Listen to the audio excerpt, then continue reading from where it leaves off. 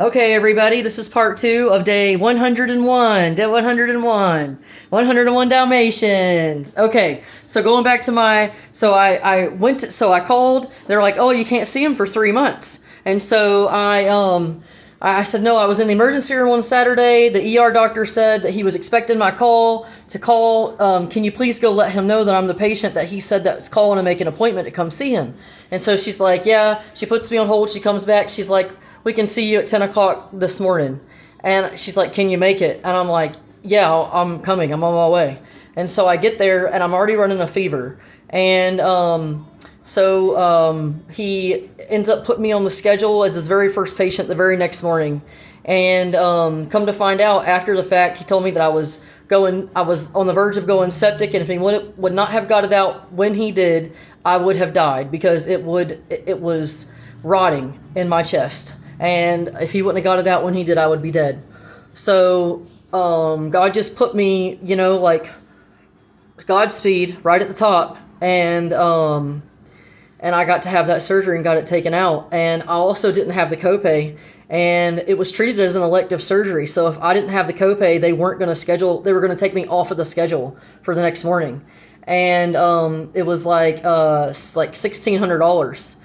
And so I tried to call my sister because I knew that she had the money. And I called my mom first and I was like freaking out. And she's like, call your sister. So I called my sister. She was in a class, so I wasn't able to get the money from her. And then I called my uncle, my mom's brother, who is probably a millionaire. And he got his credit card and I handed the phone over to the lady and he gave her the information right away and gave me the money. And he said that that God had blessed him in his life and that he was blessed to pay it forward and that I didn't have to pay him back. And so that was a beautiful, beautiful thing. And so I can't tell you how blessed I felt in that moment with the love and care of God and family. And I got my surgery done the next morning. And I was in the ICU for a couple of days. I had a chest tube coming out on my back, draining all the fluid out of my chest cavity. It felt like a knife when I woke up, like right when I was waking up, like they had to hold my hands because I was literally reaching around to pull that sucker out. And then the nurse was like, no, that's the chest tube. And I'm like, them mother didn't tell me that was going to be in there. I should have known, but when it's happening to you and you're going through it, you just don't think clearly. And so, anyway, that came out after 24 hours, and it hurt coming out too. And they told me it wouldn't, but I don't think they lubed it enough or something because it sure did. And anyway, so I survived that. Fast forward, that happened in February the 4th is the day I had it taken out. I got diagnosed with it on my birthday, the 1st of February.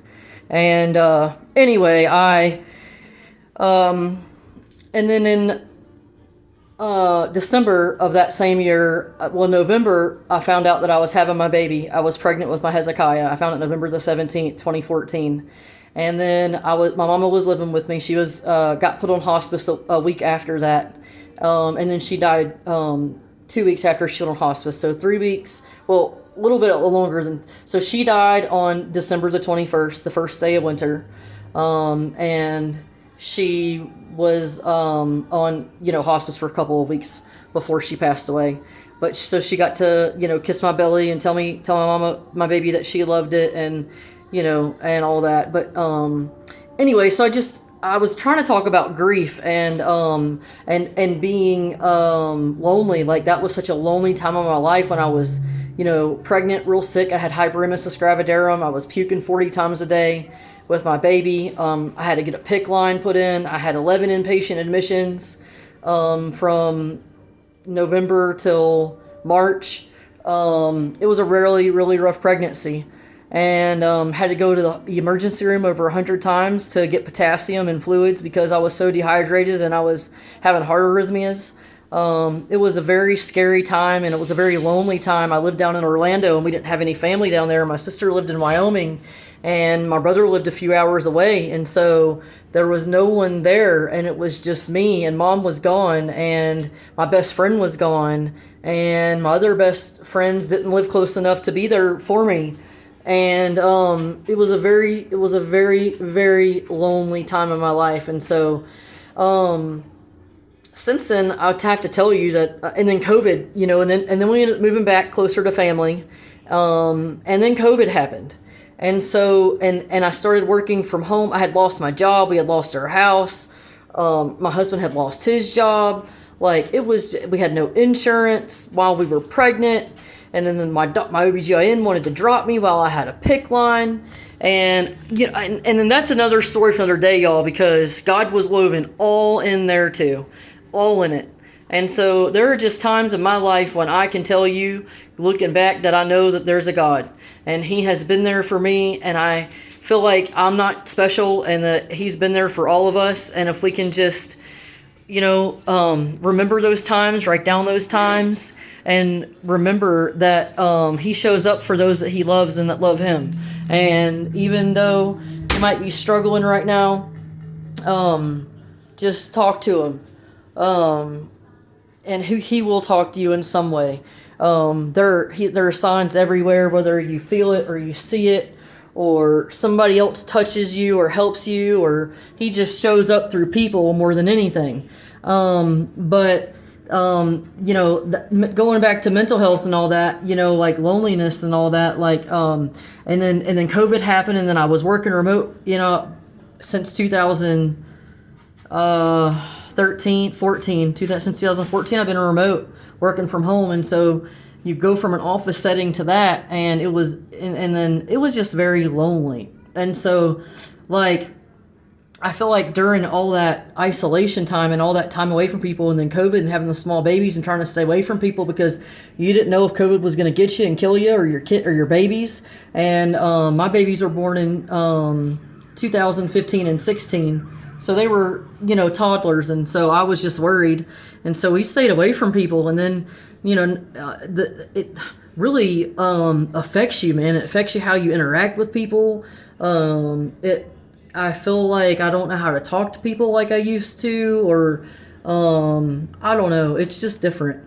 And but anyway,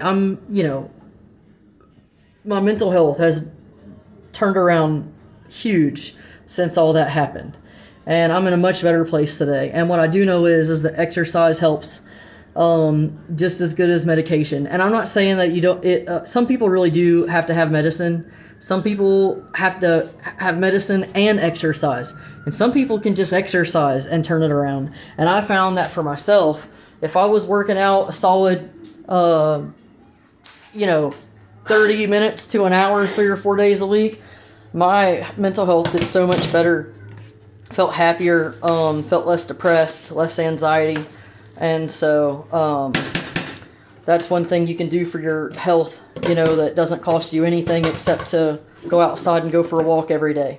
So I encourage you to take good care of yourself and believe in miracles, because I'm a living, breathing miracle more times than one. If it wasn't for modern day technology and medicine and doctors being there for me at the right place at the right time with both of my pregnancies, and with my periodontal abscesses, I've had 4 of those suckers.